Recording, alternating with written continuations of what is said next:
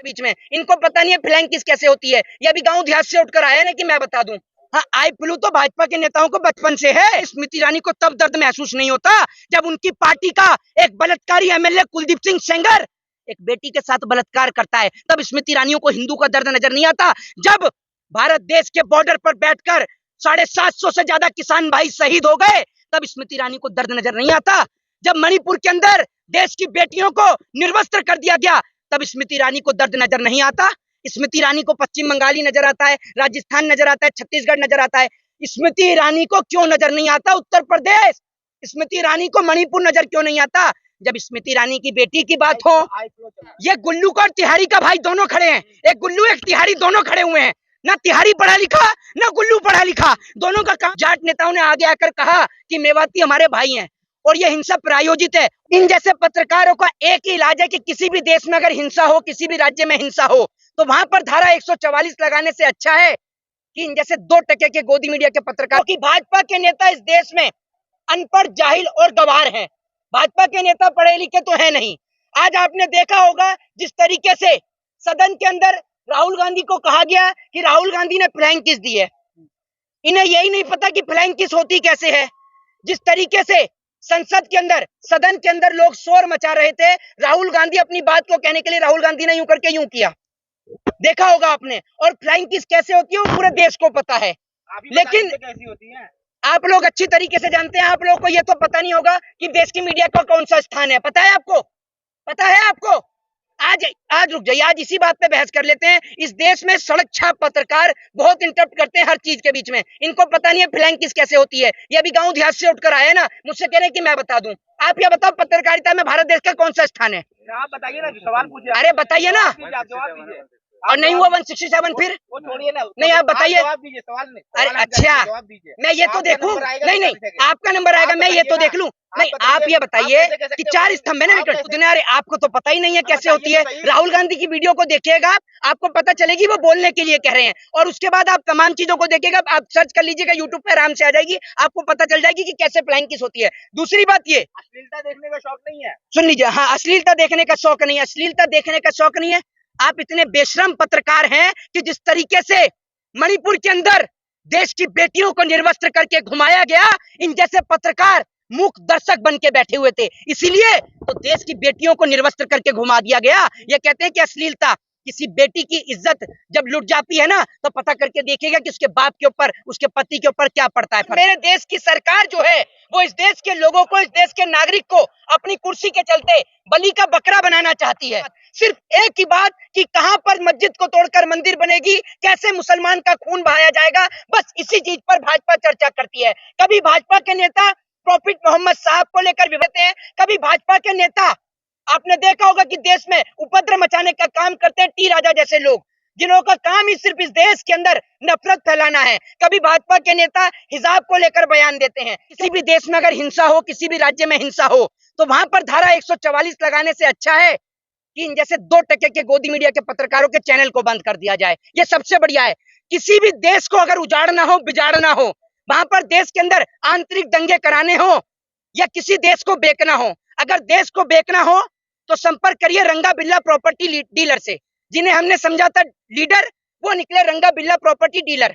और किसी देश के अंदर अगर दंगे करवाने हो, वहां के लोगों को लड़ाना हो, तो हमारे देश की गोदी मीडिया से संपर्क करें। ये ऐसे लोग हैं।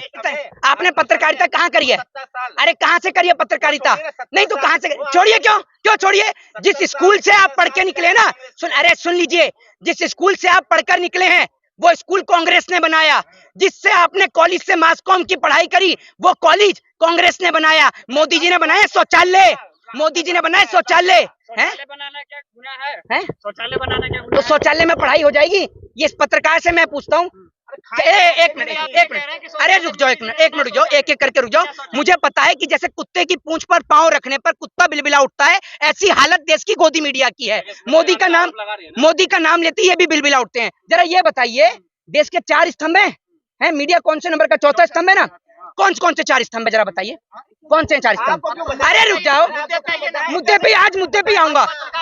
ये सुन लीजिए, ये गुल्लू को और तिहारी का भाई दोनों खड़े हैं। एक गुल्लू एक तिहारी दोनों खड़े हुए हैं। ना तिहारी पढ़ा लिखा, ना गुल्लू पढ़ा लिखा। दोनों का काम है हिंदू और मुसलमान कराना। बेटा गुल्लू जरा बताओ, देश के 4 स्तंभ कौन कौन से? पत्रकार को पार्लियामेंट को कभी कहिए आप हैं ही, अरे आप हैं ही ऐसे, आप हैं ही ऐसे। इस देश के अंदर सुप्रीम कोर्ट है, आप अपमान कर रहे हैं तो आप सम्मान के लायक ही नहीं है। जो पत्रकार अपना सम्मान पेटीएम के चलते बेच चुका हो, है मर्यादा, मर्यादा तो बहुत याद रहती है। प्रदीप भंडारी को जो टीवी चैनल पर बैठकर गाली दे देता है, बहुत मर्यादा रहती है। वो किस तरीके के शब्द का प्रयोग करता है, जूता निकल जाता है टीवी चैनल पर, वो मर्यादा रहती है ना। एक लेडीज मारने के लिए पहुंच जाती है, वो मर्यादा रहती है ना। ये जो मेरे पीछे सिख भाई खड़े हैं ना, मैं आपको एक बात बता दूं कि इस देश को सरकार से ज्यादा तो इन लोगों ने चला रखा है।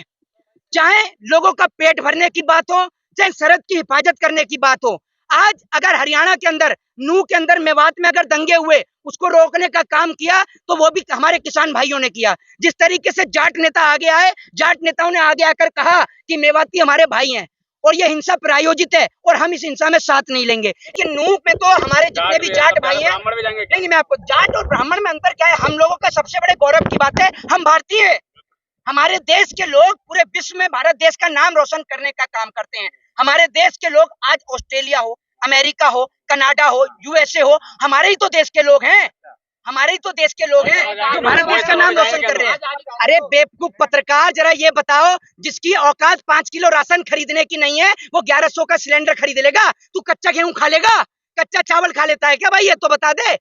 कच्चा गेहूं, कच्चा राशन खाते हो? कच्चा राशन खाते हो? तुम कच्चा खाते हो क्या? सब खा रहे हैं। अरे भैया सब खा रहे हैं, तुम ही खा रहे हो। सिर्फ तुम्हारा ही पेट भरे जा रहा है, तुम्हारा ही तो पेट भरा, पूरा तो देश खा गए तुम। स्मृति ईरानी, आज स्मृति ईरानी बोल रही है कश्मीरी पंडितों को और हिंदुओं को लेकर। स्मृति ईरानी को दर्द महसूस हो रहा है। स्मृति ईरानी बताएं। हाँ, आई फ्लू तो भाजपा के नेताओं को बचपन से है, आज थोड़ी है। आई फ्लू तो बचपन से है और जनता से इनको कोरोना हो जाता है। जनता से भाजपा के नेता मिलते नहीं है। भाजपा के नेता ऐसे हैं कि इनको कोई बस की टिकट न दे, लेकिन आज ये भाजपा के नेता जो हैं, ये मंत्री और सांसद बन के बैठे हैं। ये इस देश की विडंबना है। किसी एक महान व्यक्ति ने कहा था कि अगर किसी देश को बर्बाद करना हो तो वहां के लोगों को धर्म के नाम पर लड़ा दो, वहां के लोगों के बीच नफरत पैदा कर दो। गए मणिपुर चल रहा है, दुखी है, दुखी है। हम तो उसके लिए लगातार आवाज उठा रहे हैं। आपने आवाज कहाँ आवाज उठाई? बताइए कौन सा चैनल आपका, कहाँ उठाई है? बताइए ना कहाँ है, कहाँ है?